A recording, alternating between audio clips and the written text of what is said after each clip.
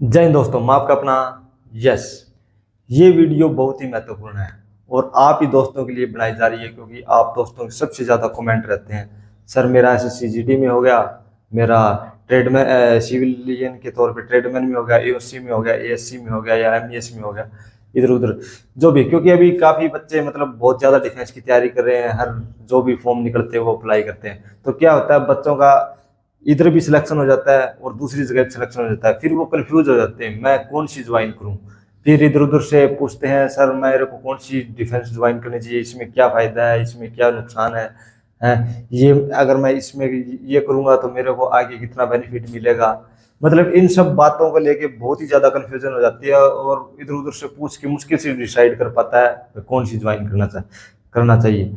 तो अभी ये वीडियो इसलिए बना रहा हूँ और आपको जो भी डिफरेंस होंगे वो मैं आपको बताऊंगा।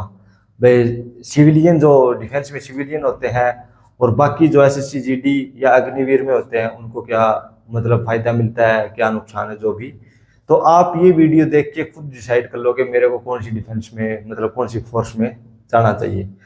तो रही बात अग्निवीर की, अग्निवीर के बारे में मोस्टली लोगों का भी पता ही है। भाई इसमें तो 4 साल के लिए चल रहा है और बाद में 25% परमानेंट के, अभी 50 की बात चल रही है, लेकिन वो अभी तक आवामी बातें हो रही है।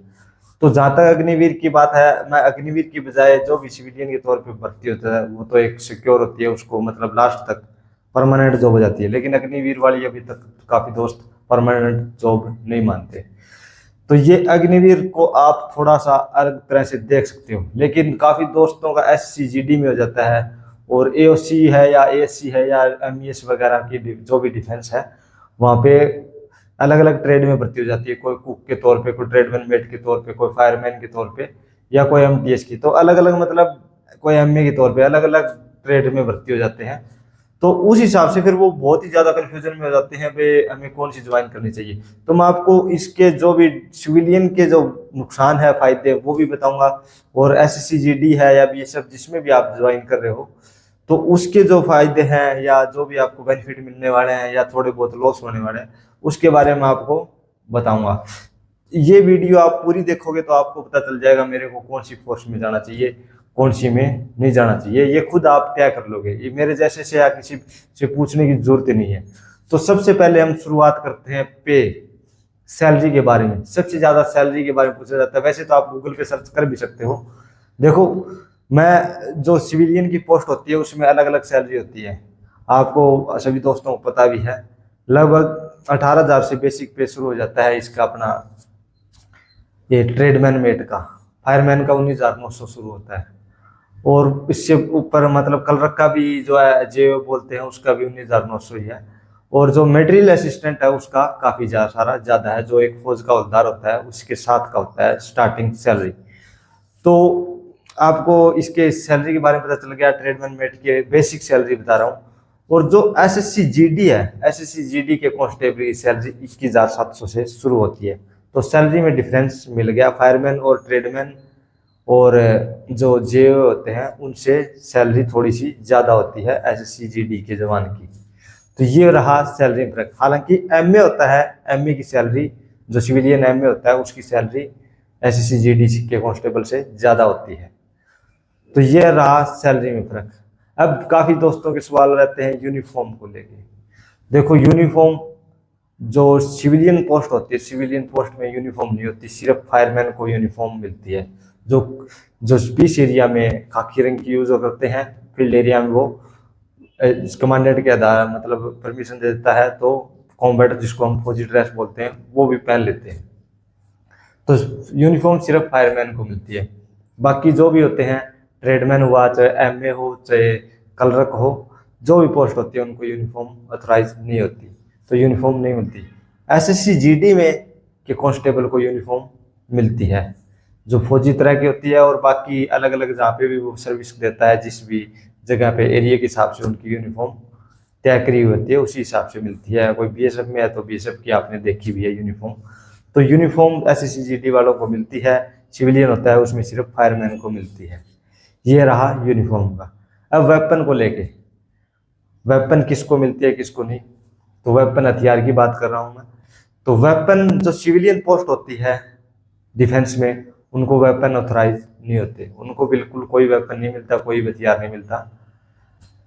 फायरमैन को कोई सोच रहा हो फायरमैन को वेपन मिलता है, फायरमैन को वेपन नहीं मिलता, वो सिर्फ फायर फाइटिंग का काम करते हैं। एसएससी जीडी के कांस्टेबल को वेपन मिलता है, उनको प्रॉपर ट्रेनिंग दी जाती है वेपन की, वेपन चलाने की, यूज करने की, खोलने जड़ने जो भी है ठीक करने की ट्रेनिंग दी जाती है, तो उनको वेपन मिलते हैं।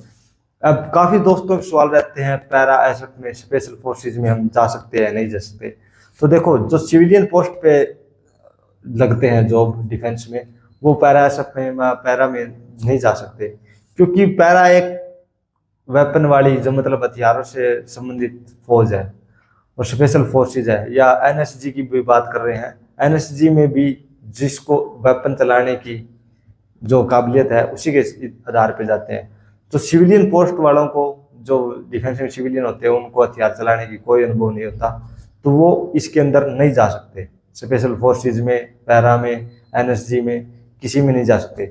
जो एसएससी जीडी वाला है उनको हथियार चलाने की ट्रेनिंग भी होती है और वो जा भी सकते हैं, क्योंकि आप अगर पैरा मतलब स्पेशल फोर्सेज में जाने के लिए जो भी है उसके ऊपर मैं एक वीडियो भी बना दूंगा भाई क्या क्या क्राइटेरिया रहता है।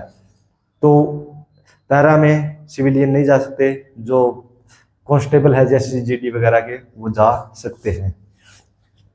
अब आती है स्पोर्ट्स की बात। काफी दोस्त पूछते हैं सर स्पोर्ट्स कर सकता हूँ या नहीं कर सकता। देखो सिविलियन पोस्ट पे हो गया, अगर आप डिफेंस में, मैं सिविलियन पोस्ट की बात कर रहा हूँ, सभी आगे उसमें एमए जेओ जो भी है, अगर आप सिविलियन पोस्ट पे हो तो आप उसके अंदर स्पोर्ट्स की बहुत ही कम मतलब एक लिमिटेड चीजें मिलती है आपको स्पोर्ट्स करने के लिए, आप अपने लेवल पे स्पोर्ट्स कर सकते हो। लेकिन अगर आप एसएससी में स्पेशल फोर्सेज में हो तो आपको स्पोर्ट्स के लिए बहुत सी ज़्यादा सुविधा मिलती है जो एक एज ए सिविलियन नहीं मिलती। जो आर्मी वगैरह में है उनको स्पोर्ट्स के लिए अलग से सुविधाएं मिलती हैं। अब कैंटीन की बात करता हूँ। कैंटीन की सुविधा वैसे तो आर्मी पर्सन को तो आपको पता ही है कैसे, जो भी लिकर वगैरह सब मिलता है। अब सिविलियन की बात करता हूँ और एसएससी जीडी वाले की बात करता हूँ। सिविलियन के तौर पे आपको क्या मिलता है, सिविलियन होता है जो भी डिफेंस में भर्ती होता है एएससी ओसी या एमएस में, उनको आर्मी वाला कैंटीन कार्ड मिलता है, जो ग्रोसरी कार्ड है वो मिलता है। उसके अंदर आपको जो भी आर्मी को सुविधाएं दी जा रही है वही सुविधाएं आपको मिलेगी, सिर्फ लिकर कार्ड, मतलब आपको शराब वगैरह नहीं मिलेगी। बाकी जो भी सुविधाएं हैं आर्मी की वो आपको कैंटीन की मिलेगी, आप किसी भी आर्मी कैंटीन से जाके सामान ले सकते हो। लेकिन एसएससी जीडी वाले में ऐसा नहीं है। एसएससी जीडी वाले में ज़्यादातर बीएसएफ सीआरपीएफ ये जो भी सीएसएफ ये होती है, इनकी खुद की कैंटीन होती है, सीपीसी कैंटीन होती है, वो सिर्फ उन्हीं कैंटीन में जाके सामान ले सकता है, बाकी आर्मी कैंटीन से सामान नहीं ले सकता। अब कुछ दोस्त ड्यूटी के बारे में पूछते हैं, वर्किंग कितनी ड्यूटी करनी पड़ती है। देखो जो डिफेंस में सिविलियन भर्ती होते हैं उनको सिर्फ 8 घंटे ड्यूटी ऑथराइज होती है, वो सिर्फ 8 घंटे ड्यूटी करते हैं। वो ड्यूटी का रूटीन यूनिट के हिसाब से या उनके हिसाब से बनाया होता है, इस टाइम से इस टाइम तक ड्यूटी करोगे आप। लेकिन एसएससी जीडी वाला है या बाकी जो है उनको वो एक 24 घंटे के एम्प्लॉय होते हैं। ये नहीं उनको रेस्ट नहीं मिलता, रेस्ट मिलता है लेकिन स्टैंड बाय ड्यूटी रहती है उनकी हमेशा। तो उनकी ड्यूटी मतलब 8 घंटे की बजाय एक मतलब 24 घंटे स्टैंड बाय वाले मोड में रहते हैं। ठीक, स्पेशल फोर्सेज की मैंने बता ही दिया है। और पेंशन की बात करता हूँ। पेंशन अग्निवीर वाला तो आपको पता ही है, अब पक्के होंगे कब उनको पेंशन मिलेगी वो तो बाद की बात है। अभी जो सिविलियन होते हैं डिफेंस में भर्ती, वो एनपीएस के सिस्टम के तहत आते हैं, न्यू पेंशन स्कीम के तहत। और जो एसएससी जीडी वाले जवान हैं, जो भी कांस्टेबल वगैरह है, वो भी एनपीएस के ही अंदर आते हैं। तो मतलब जो पेंशन सिस्टम है वो सेम है दोनों का, और दोनों की जॉब लगभग 60 साल की है, जो दोनों की जॉब भी जो सिविलियन है या एसएससी जीडी वाले हैं। तो ये फायदा और ये नुकसान है। अब जो आगे तैयारी करना चाहते हैं, कुछ दोस्त सोचते हैं चलो मेरे को एक जॉब मिल जाए और मैं आगे आईएएस आईपीएस जो भी पीसीएस आरएएस जिसकी भी तैयारी करना है, एचसीएस जिसकी भी तैयारी करना चाहते हैं, तो एसएससी जीडी वगैरह में आप अगर जॉब लग जाते हो तो आपको तैयारी करने का इतना टाइम नहीं मिलता जितना एज ए सिविलियन आपको मिलता है। अगर आप सिविलियन भर्ती हो जाते हो 8 घंटे ड्यूटी के बाद आप बिल्कुल फ्री हो, उसके बाद आप अपने आगे की तैयारी कर सकते हो। बहुत से दोस्त ऐसे होते हैं जिनकी मतलब दोनों में हो जाती है, लेकिन वो आगे पढ़ना चाहते हैं, लेकिन थोड़ा सा अपने पीछे बैकअप भी रखना चाहते हैं, भाई जॉब वगैरह लगने के बाद थोड़ा सा पैसे वगैरह का थोड़ी सहूलियत हो जाती है, तो इसलिए वो सिविलियन की पोस्ट ज्वाइन करते हैं और फिर अपनी पढ़ाई जारी रखते हैं और आगे बड़े लेवल पे जाते हैं। काफ़ी दोस्त एनडीए वगैरह की भी तैयारी करते हैं इसके बाद, या एसएसबी की भी तैयारी करते हैं। और एसएससी जीडी में जाने के बाद आपको बहुत ही कम टाइम मिलता है तैयारी करने के लिए, तो यही डिफरेंस है, ज़्यादा कोई इतना बड़ा डिफरेंस वाला इश्यू नहीं है। छुट्टी वगैरह लगभग सेम ही रहती है दोनों में, लेकिन एज ए सिविलियन आपको ज़्यादा फायदा मिलेगा, छुट्टी के संडे वगैरह का रेस्ट मिलता रहता है। तो ये आपको छुट्टी की भी पता चल ही गया है, छुट्टी लगभग सेम ही रहेगी, लेकिन सिविलियन को ज़्यादा छुट्टियाँ मिलेगी, ज़्यादा रेस्ट मिलेगा। तो ये आप बात ध्यान रखना। अगर मेरी वीडियो बिल्कुल सही लगी, आपको अच्छी जानकारी लगी, तो चैनल को सब्सक्राइब जरूर कर लेना, क्योंकि आगे ऐसी यूनिक से यूनिक जानकारी मैं लेके आता रहूँगा। तब तक के लिए जय हिंद दोस्तों, जय हिंद, जय भारत।